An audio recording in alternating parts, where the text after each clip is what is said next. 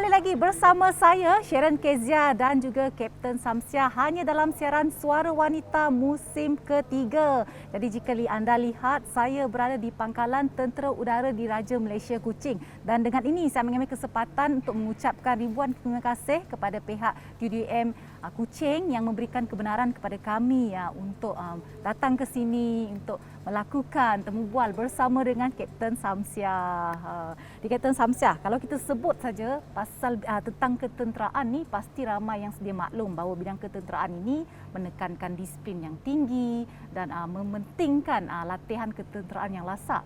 Apakah yang mendorong Kapten Samsiah untuk berkhidmat dengan TUDM? Okey, yang mendorong saya untuk aktif dalam TUDM is orang keliling saya yang memberi semangat untuk saya teruskan. Pada awalnya saya tak pernah terfikir pun untuk join bidang ketenteraan ni. Tapi disebabkan datuk saya dia nak ada cucu dia yang jadi pegawai askar, pegawai tentera. Lagi dorong yang paling menarik sekali untuk TUDM is peluang untuk jadi seorang juruterbang tu. Okay, macam kita tahu kalau kita nak join seorang juruterbang komersial, dia memerlukan yuran yang sangat mahal kan. Tapi bila dalam Air Force dalam ketenteraan is kita perlu readykan kita fizikal, mental. So peluang tu adalah peluang keemasan yang tak dapat kat mana-mana tempat. Saya faham tu, tapi bila sebut tentang bidang ketenteraan ini, memang Kapten Samsiah ada perancangan semasa zaman remaja, semasa zaman muda tu memang nak jadi tentera khusus juruterbang. Tidak juga, tapi saya sukakan yang beruniform, nampak kemas, cantik. Jadi saya tak fokus ke tenteraan, mungkin ke polis, kastam.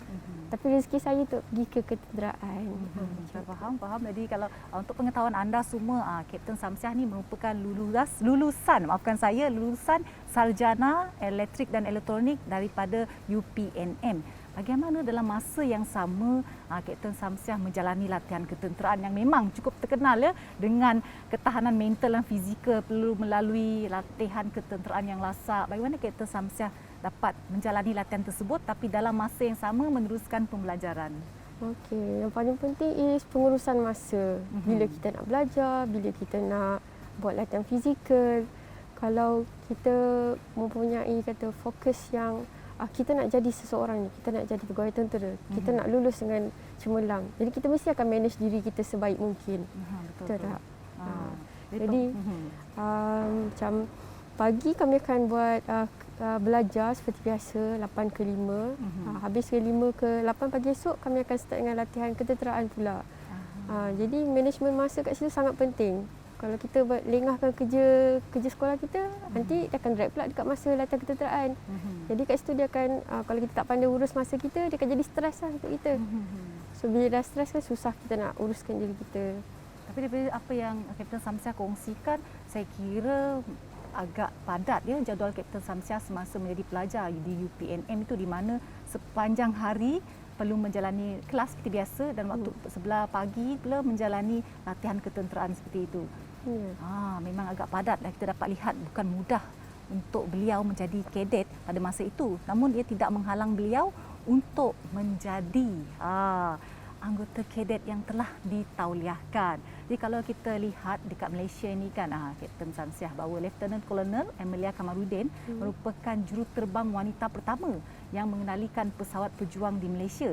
Sejak daripada itu kita dapat lihat peningkatan golongan wanita dalam bidang ketenteraan, khususnya dalam bidang penerbangan meningkat. Apakah cabaran yang dilalui oleh juruterbang wanita dalam bidang ketenteraan? Okey, seperti mana kita tahu, bila orang kata juruterbang mesti didominasikan oleh lelaki. Okey, memang tak dinafikanlah kalau kemampuan antara lelaki dengan perempuan tu sangat beza. Tapi apa yang penting, kalau kita ada objektif diri kita sendiri, kita ada benda kita fokus, ada kita punya main point, yang susah pun kita boleh capai. Jadi kita kena clearkan diri kita dulu. Kalau kita memang nekat nak jadi seorang juruterbang, go for it. Macam peluang yang ada tu kita guna sebaiknya lah. Daripada pendapat peribadi Kapten Samsiah sendiri, ada tak perbezaan di antara juruterbang pesawat tentera dengan juruterbang komersial? Okey, kalau untuk komersial seperti mana kita tahu dia membawa penumpang dari satu poin ke satu poin. Aha. Tapi untuk pegawai juruterbang UDM, kita ada mission-mission kita yang lain. Kita tak semestinya bawa penumpang daripada satu tempat ke satu tempat. Kita ada mission yang perlu di-achieve lah, yang telah dikeluarkan oleh Angkatan Tentera TUDM kan. Jadi kiranya dia ada garis panduan lah yang perlu diikuti, yang perlu dicapai dalam tempoh-tempoh yang tertentu. Macam Kapten Samsiah sendiri, mungkin boleh kongsikan kepada penonton, mungkin ramai dalam kalangan penonton yang tertanya-tanya bagaimana untuk mencapai tahap yang Kapten Samsiah capai di sini. Maksud saya di sini perjalanan karier Kapten Samsiah daripada seorang pelajar menjadi juruterbang membawa nasib sehingga ke hari ini. Okey, untuk flow saya, saya kelulusan daripada UPNM, cadet, fully cadet, and then kita commission dapat ijazah. Okay, lepas pada tu kita kena melalui latihan ketenteraan. Latihan ketenteraan akhir which is untuk UPNM 6 bulan, kalau graduan 9 bulan. Okay, lepas habis latihan ketenteraan tu kita akan proceed untuk yang jadi juruterbang. Kita perlu lulus ujian IPP, Institut Penerbangan. Okay, untuk IPP mata, telinga, ECG, chamber, benda tu sangat penting sebab dia akan efek masa kita terbang nanti. Okay, kalau kesihatan kita bagus, fizikal kita bagus, kita akan disarankanlah untuk join juruterbang. Kita dapat lihat tu sebenarnya prosesnya tu agak rumit jugalah, bukan mudah. Agak-agak berapa lama tempoh yang diambil untuk Kapten Samsiah ditauliahkan dan mendapat lesen sebagai juruterbang pesawat tentera ni? Okey, untuk basic flying lebih kurang 2 tahun di Kolej Tentera Udara. 2 tahun ya. Jadi kepada anda sekiranya ada anak anda yang berminat ataupun anda sendiri mungkin sekarang ini berminat untuk mencuburi diri dalam bidang ketenteraan khususnya sebagai juruterbang, anda perlu terkekal setia bersama saya dan Kapten Samsiah kerana selepas ini kita akan kupas dengan lebih mendalam lagi topik kita kerjaya wanita sebagai juruterbang dalam bidang ketenteraan, semuanya dalam Suara Wanita.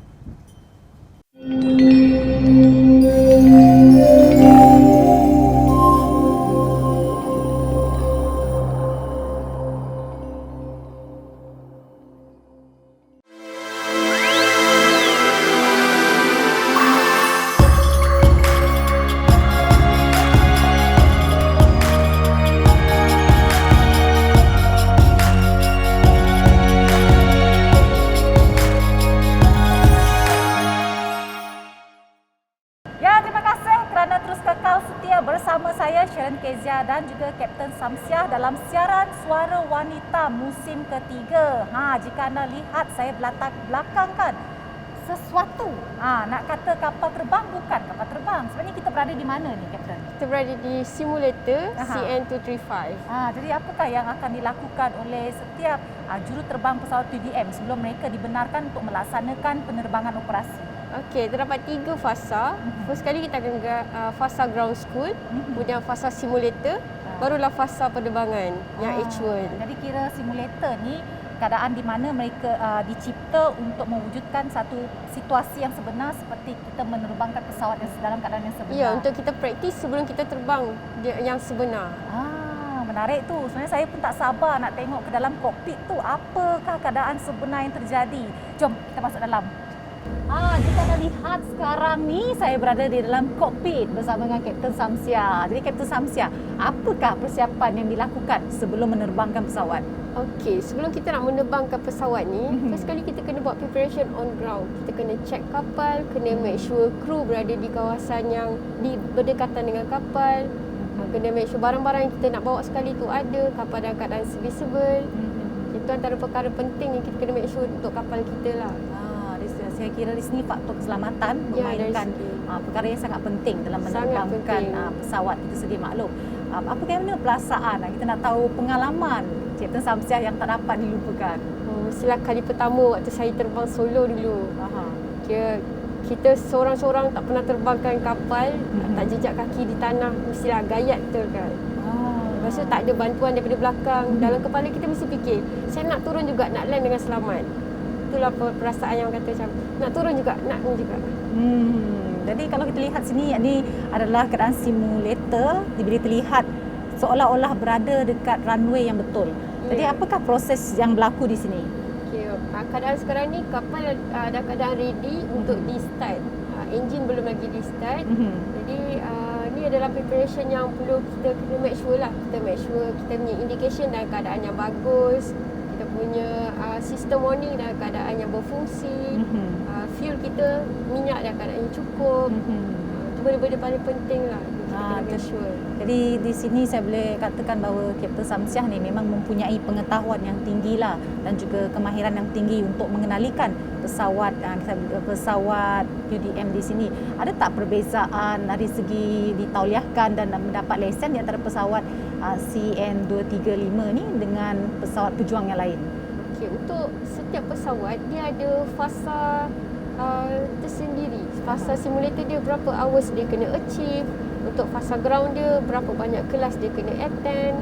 Jadi untuk simulator kami untuk CN kami punya bahagian PLTT, bahagian pendidikan, dia akan make sure, latih akan make sure berapa hours kita kena achieve sebelum kita terbang yang sebenar. Berapa kelas kita kena masuk. Jadi benda tu semua adalah preparation untuk penyediaan orang tu untuk terbang actual flying.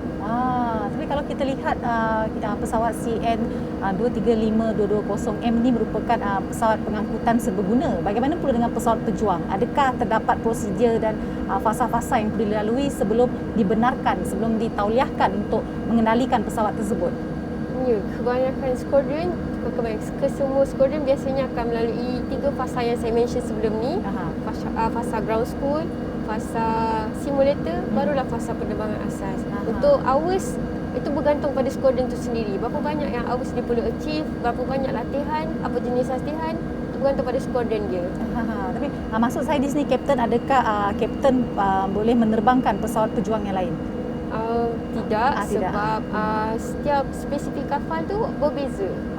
Sekiranya Kapten ingin suatu hari nanti dan jangka masa yang panjang Kapten ingin mengendalikan pesawat pejuang, adakah Kapten perlu melalui kursus lagi ataupun perlu melalui fasa-fasa yang tertentu? Ya, kita kena mula balik daripada kosong. Daripada 3 fasa yang saya cakap tadi. Sebab setiap kapal dia berbeza spesifikasinya. Kita kena belajar daripada mula ground school tu, kita belajar macam mana kapal tu, berapa banyak minyak dia, macam mana dia berfungsi. Jadi kita kena kenal dia dulu. Baru boleh kita pergi ke simulator untuk praktis. Kemudian baru kita pergi ke fasa penerbangan yang sebenar. Seperti Kapten Samsiah sendiri, adakah dalam jangka masa panjang, perancangan mungkin 5 tahun akan datang ataupun 10 tahun yang akan datang, mempunyai hasrat untuk mengendalikan jet pejuang? Selalunya tak ada. Sebab untuk saya lebih selesa terbang pesawat angkut. Jadi sebab pesawat pejuang dia memerlukan fokus yang lagi tinggi. Dia memerlukan pemikiran yang lagi panjang ke hadapan. Dan kompetensi dia orang kata kena top 10. Top lah kiranya. Kalau untuk transport pun benda yang sama, cuma keistimewaan transport ni kita terbang berdua. Kita ada kru yang lain kat belakang. Jadi kerjasama kat situ sangat penting. Untuk kapal transport ni orang kata CRM, crew management, kru punya cara pembaikan sesama, macam mana kita nak settlekan mission tu semua sangat penting. Jadi kalau dalam keadaan dalam kokpit ini untuk CN ni dua pilot bersama? Dia 2 pilot. Kalau kapal actual dia ada satu lagi seat di tengah, itu untuk safety pilot. Jadinya akan ada 3 orang dekat bahagian kokpit kru. Jadi 3 orang dalam satu kokpit untuk penerbangan CN. Kalau untuk jet pejuang lagi, penerbangan pejuang itu adalah berbeza.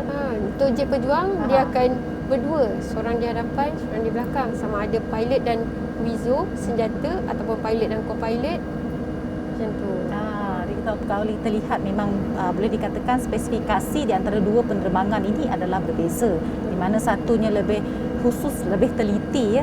Kalau kita lihat dekat telinga kita dan juga teknologi semakin meningkat. Kalau kita lihat teknologi drone, UAM juga semakin mendapat perhatian untuk tinjauan dalam bidang ketenteraan.